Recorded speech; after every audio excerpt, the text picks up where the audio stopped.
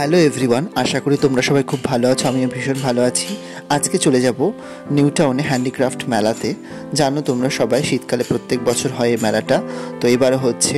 So আমি এবার পৌঁছে গেছিলাম হ্যান্ডিক্রাফট মেলাতে। আমার প্রত্যেক বছর যাওয়ার উদ্দেশ্যটা এটার সাথে একটা নস্টালজিয়া জড়িয়ে আছে। প্রত্যেকবার শীতকাল এলেই হ্যান্ডিক্রাফট মেলায় যাব, কিছু কিনি বা না কিনি, দেখতে একটা ভীষণ ভালো লাগে। তো গিয়ে চা খেয়ে নিলাম একটু। তো আমার সাথে ক্রিস ছিল, তো আমরা দুজনেই বেরিয়ে পড়েছিলাম। আর চাটা শীতকালে খেতে ভীষণ ভালো লাগে মাঝে মাঝে, আর ঠান্ডাটাও বেশ পড়েছে। এ দেখো, জ্বলন্ত হৃদয় বলতে পারো। যাই হোক, মানে এইটা দেখতে বেশ ভালো লাগছিল। সব থেকে মজার ব্যাপার, পশ্চিমবঙ্গে প্রত্যেকটা জেলা যে সমস্ত ক্রিয়েটিভ কাজগুলো আছে এখানে গেলে দেখতে পাওয়া যায়। তো আমার সব থেকে ভালো লাগে এই ধরনের পিংলার যে পটচিত্র সেগুলো, আর এই ধরনের কাজগুলো ভীষণ সুন্দর আসবাবপত্র সাজানোর জন্য।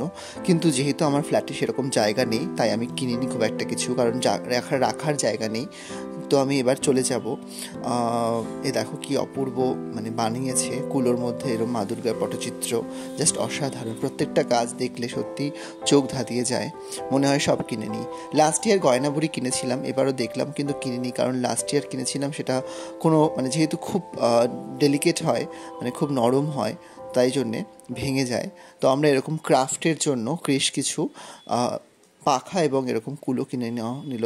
এ দেখো জাদুর প্রদীপ, মানে আলাদিনের চেরাগ বলা যেতে পারে। তো দেখছিলাম বেশ পাট দিয়ে তৈরি, এগুলো ভীষণ সুন্দর। তো আমি চলে এলাম পিঠের কাউন্টারে, বিকজ প্রত্যেকবার আমি পিঠেটা ট্রাই করি, ভাপা পিঠেটা স্পেশালি ট্রাই করি, কিন্তু এবার দেখলাম না, ওটা ছিল না। তবে নবদ্বীপের ক্ষীর দইটা ট্রাই করলাম, ক্ষীর লাল দই। তো নবদ্বীপের দইটা সত্যি অসাধারণ ছিল, জাস্ট অসাধারণ ছিল, কি বলবো। তারপরে আমি এরকম এই মেলাটা মোটামুটি ঘুরে পাশের সাইডে যার একটা মেলা হচ্ছে খোলা মাঠে, সেটাতে চলে গেলাম, যেখানে অনেক বেশি আসবাবপত্রের দোকান ছিল। তো আমি এবার বেরিয়ে পড়বো। এই ছিল আমার ব্লগ। আশা করি তোমাদের ভালো লেগেছে। ভালো লাগলে চ্যানেলটিকে সাবস্ক্রাইব করো। সবাই খুব ভালো থেকো।